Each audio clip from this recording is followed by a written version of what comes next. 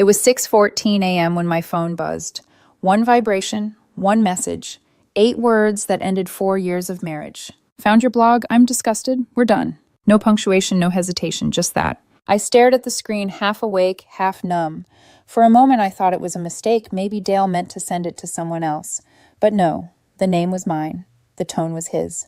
I typed only 4 words back. I respect your decision. Then I opened my laptop, logged into my business account, and quietly canceled the next tuition payment. The cursor blinked on the screen, reflecting off my coffee mug.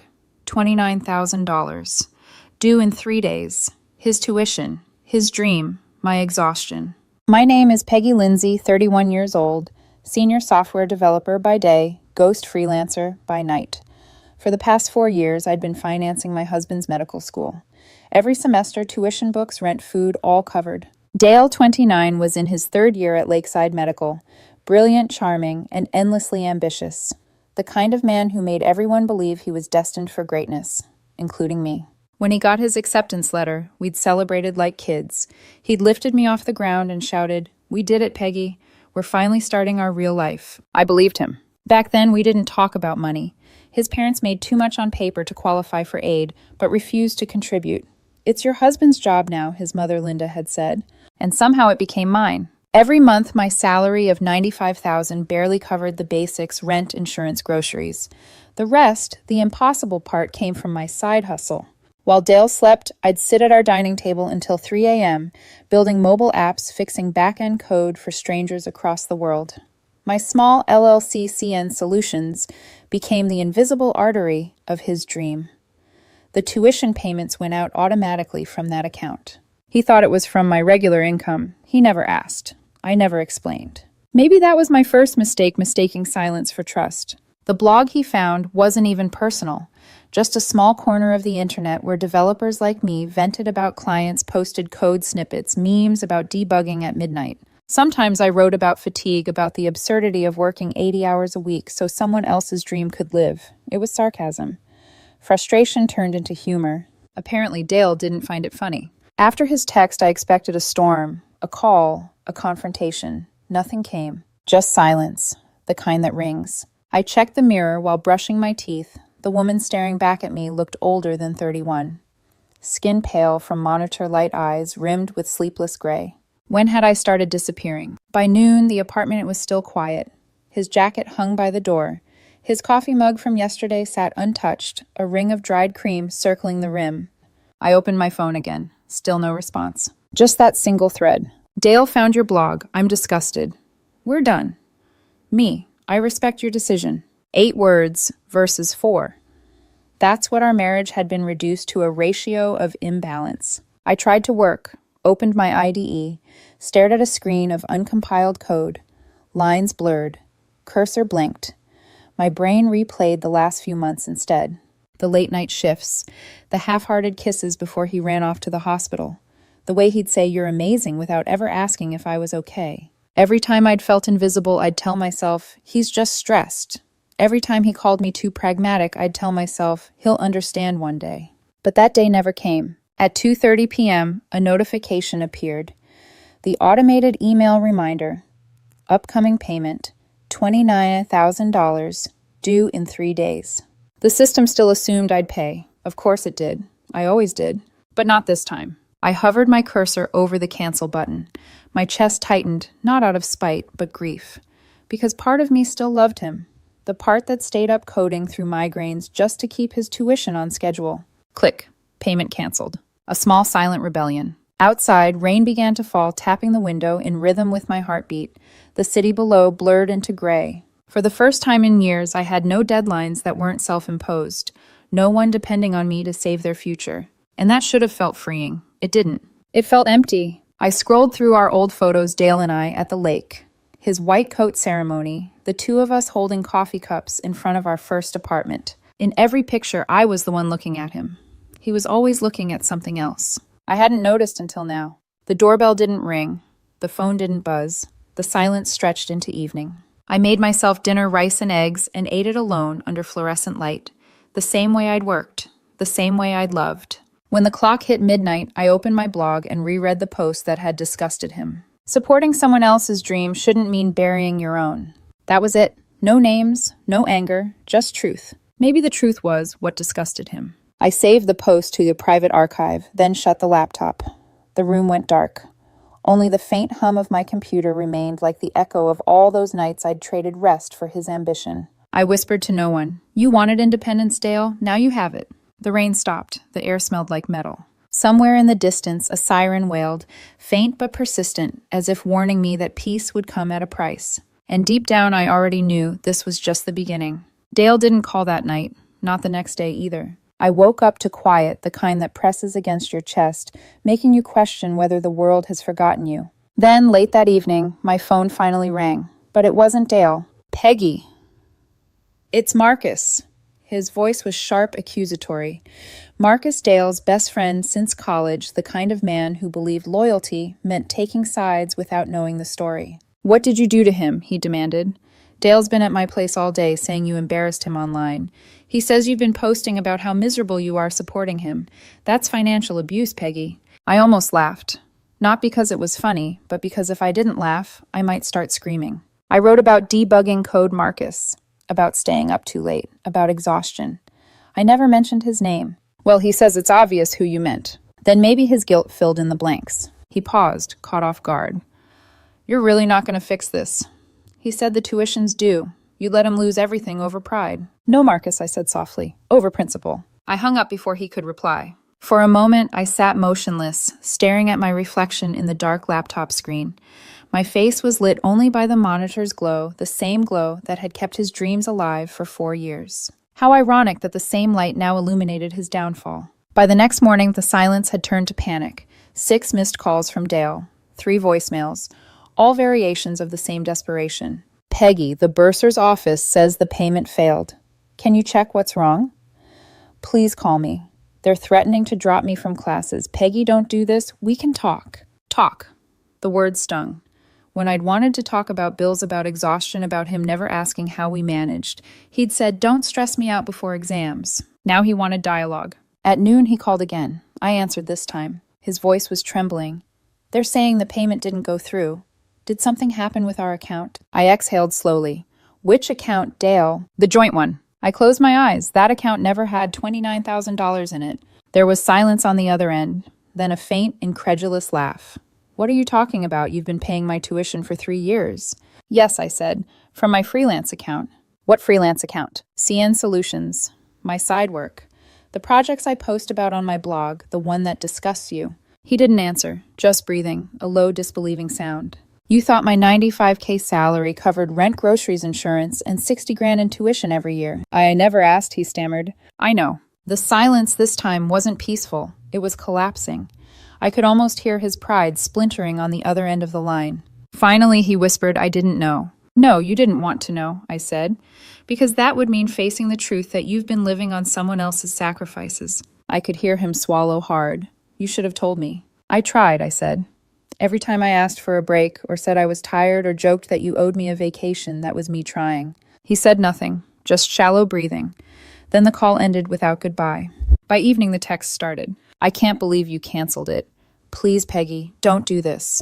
I'll fail this semester. I'll lose everything I've worked for. We can talk. Please. I didn't respond. Instead, I opened the spreadsheet where I'd tracked every payment, every invoice, every sleepless night turned into dollars. $174,000. That's what love had cost me. The next morning, my phone buzzed again, but this time the name on the screen made me freeze. Linda, his mother. Peggy, dear, she began, her tone icy sweet. Dale told me what happened. This isn't you. You're a reasonable woman. You wouldn't ruin his education over a little misunderstanding. A little misunderstanding. That's what she called 4 years of sacrifice erased by one text. Linda, I said calmly. Dale ended our marriage. His education isn't my responsibility anymore. That's childish, she snapped. You're his wife. Was I corrected? And if you want him to keep studying, maybe you and Robert can finally contribute. She gasped as if I'd cursed.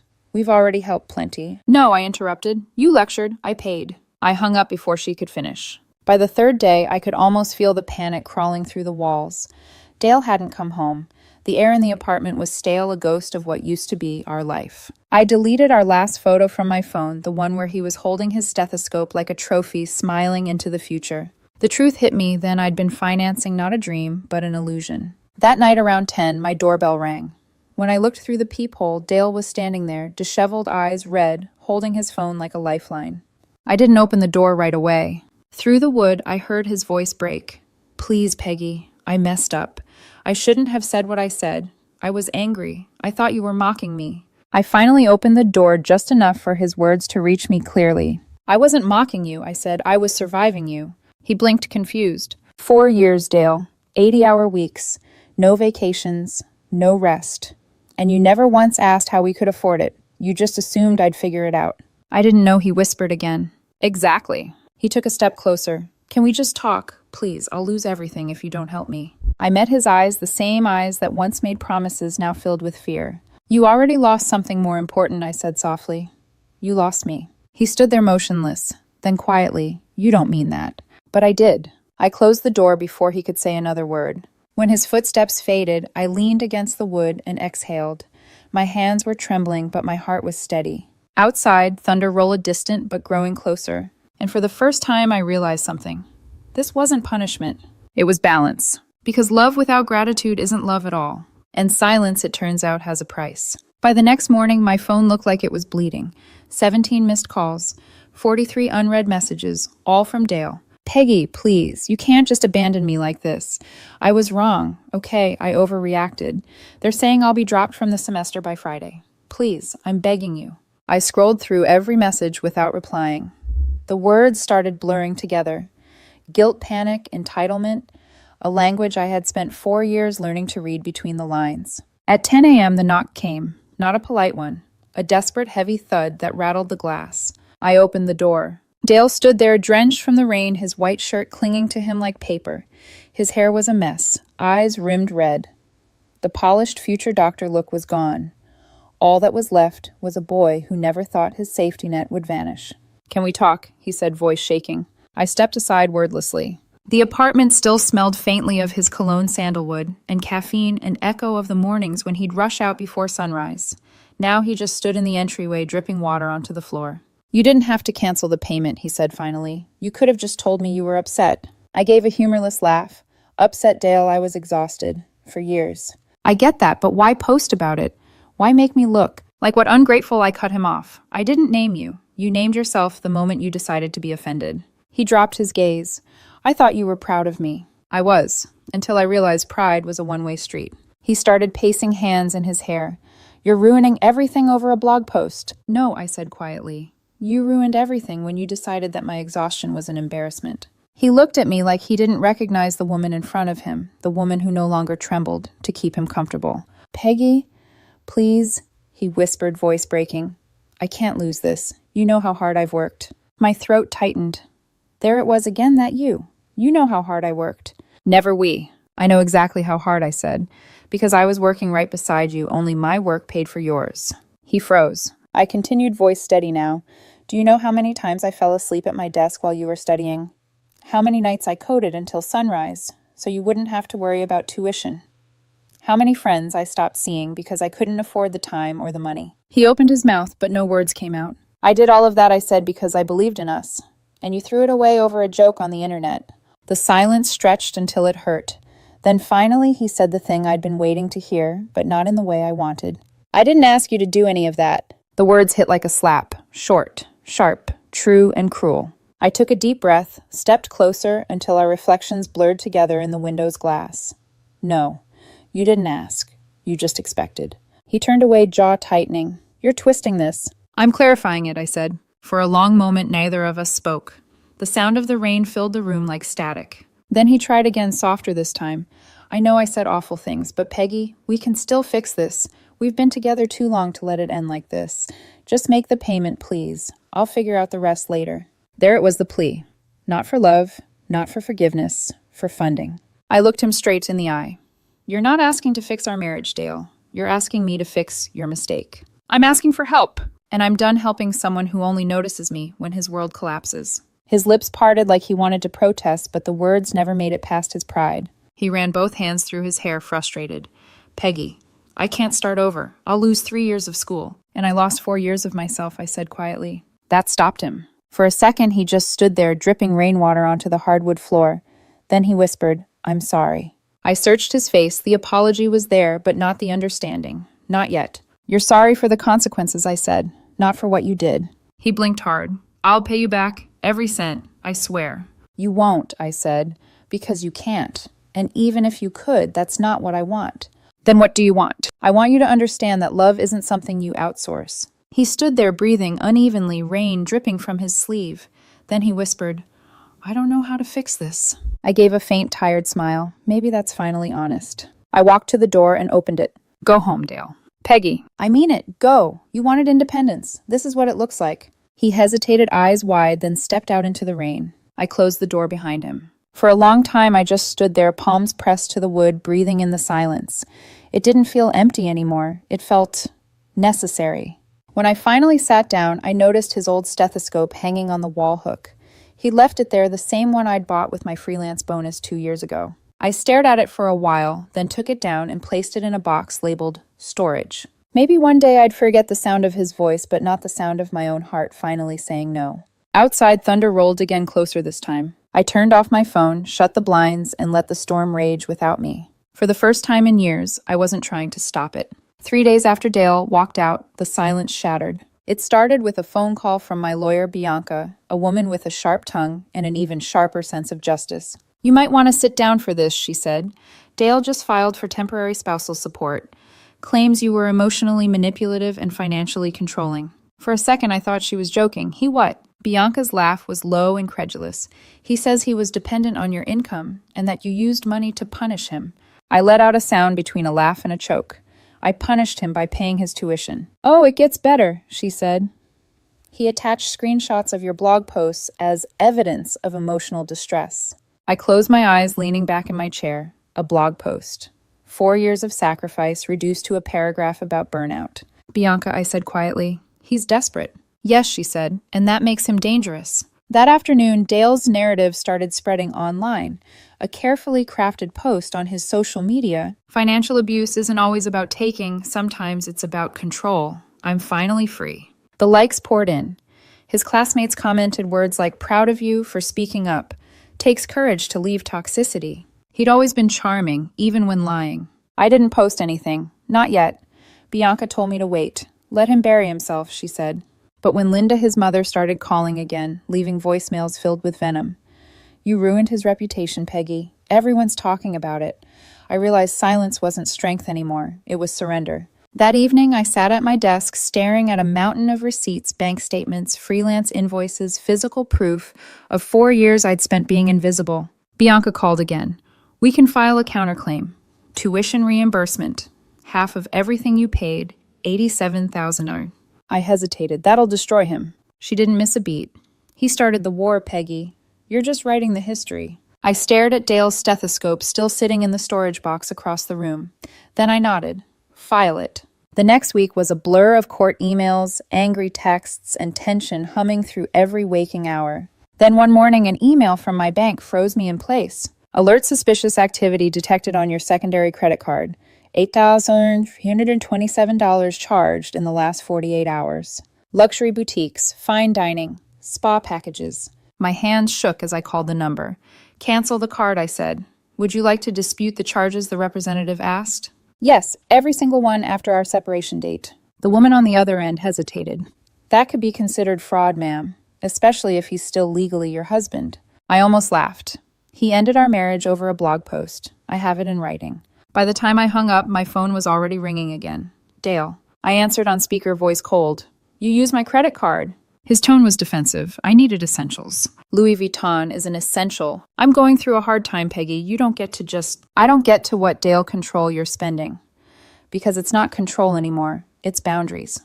You're being cruel. No, I'm being finished. He hung up. An hour later, I got a text from Marcus. Seriously, you canceled his card.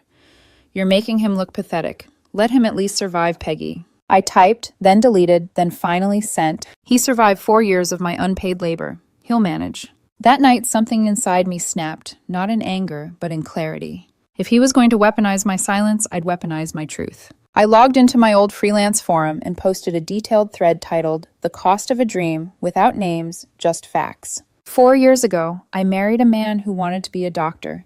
His parents refused to help, so I did. I worked 80-hour weeks. paid $174,000 in tuition. Then he found my blog about burnout, called me disgusting, and left. Now he's suing me for financial abuse. I attached screenshots, tuition receipts, payment logs, my own business invoices. Within hours, the post exploded. Dozens of replies. Hundreds. Then thousands. Comments flooded in from other women, other silent partners funding dreams that weren't theirs. This hit hard. You're not abusive. You're a miracle worker. Let him fail. He deserves to learn gratitude the hard way. For the first time in months, I felt the collective hum of validation. Not revenge, just truth echoing louder than lies. The next morning, my phone buzzed relentlessly. News alerts, notifications, DMs. Someone had connected my post to Dale's. His classmates started commenting. Wait, you mean she was the one paying, bro? She covered your tuition and you called her controlling. His story collapsed overnight. He deleted the post within hours, but screenshots spread faster than apologies. Later that evening, Bianca called again, her voice triumphant. His lawyer just called. They're withdrawing the support claim. I smiled, exhausted but satisfied. Good. He wants to settle clean divorce. No spousal support, no tuition repayment. I thought for a moment, tracing the rim of my coffee cup. Fine, I'll take peace over payment. Wise choice, she said. But Peggy, remember, this peace is never free. You paid for it already. When I hung up, I looked around the apartment, bare, quiet, full of memories turned ghosts. I should have felt victorious, but instead I just felt hollow. Because even when you win the war, you still bury parts of yourself in the battlefield. And tonight, I buried what was left of the woman who believed love could be bought with sacrifice. 2 weeks after the settlement, I thought the war was finally over. No more lawyers, no more messages, no more public humiliation. I'd gone back to my quiet routines, work, coffee, silence. For the first time in years, the hum of my computer no longer sounded like desperation. It sounded like freedom. But peace, it turns out, doesn't come without ghosts. The first ghost came as an email. Subject: financial aid. Verification: Lakeside Medical. Dear Ms. Lindsay, we're updating our financial records for student Dale Hayes. Could you verify previous tuition payments made from your business account? CN. Solutions LLC. I read the line twice.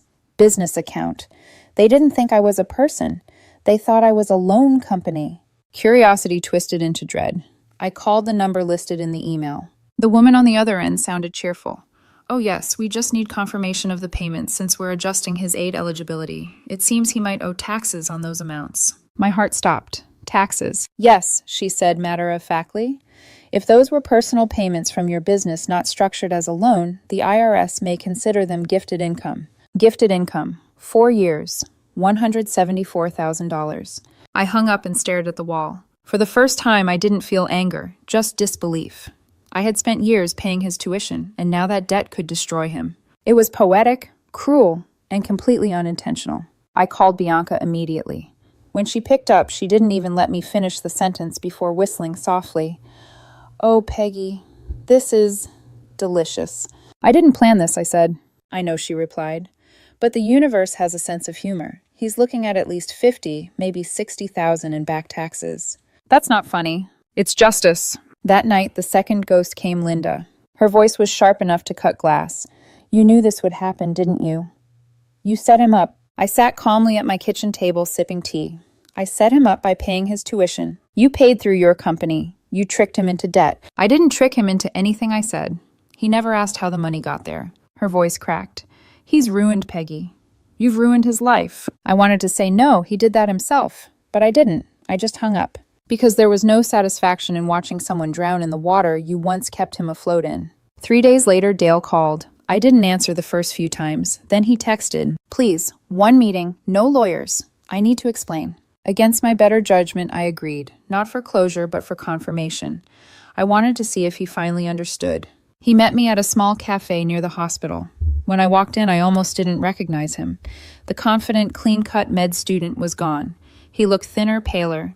His hair, unkempt eyes, hollow from sleeplessness. Peggy, he said quietly, you look good. I nodded. You look tired. He gave a sad smile. That's fair. There was an awkward silence between us, filled only by the clatter of cups and the low hum of conversation around us. Finally, he said I messed up. Yes, I said, you did. He looked down at his hands. I didn't know about the freelancing. I didn't know how hard you were working. I stirred my tea, because you never asked. He flinched. I was stressed, Peggy. Med school is hell. And working 2 jobs wasn't, I asked. You thought the money just appeared. He didn't answer. I wasn't complaining, I said softly. I was just tired. I made jokes to survive it. You turned them into betrayal. He sighed. When Marcus showed me your posts, I thought you were resentful. I was exhausted, I said. There's a difference. For a moment, the mask slipped. The arrogance, the defense gone. Just a man cornered by his own guilt. I ruined everything, he whispered. Yes. He looked up, eyes wet. Can we fix it? I shook my head. No. Why not? You loved me once. I loved who I thought you were, I said. Someone who noticed. Someone who asked. Someone who saw me. His breathing hitched. I see you now. Too late, I said. The version of me who waited for that doesn't exist anymore. He pulled out a folder, slid it across the table. Inside were loan papers, over $300,000 in total debt. Some from his parents, some federal, some private. I don't know how I'll ever get out, he said. His voice cracked. Can you at least help with the tax part, please? I stared at the folder, then at him. Dale, I said quietly. That love already paid for your dream.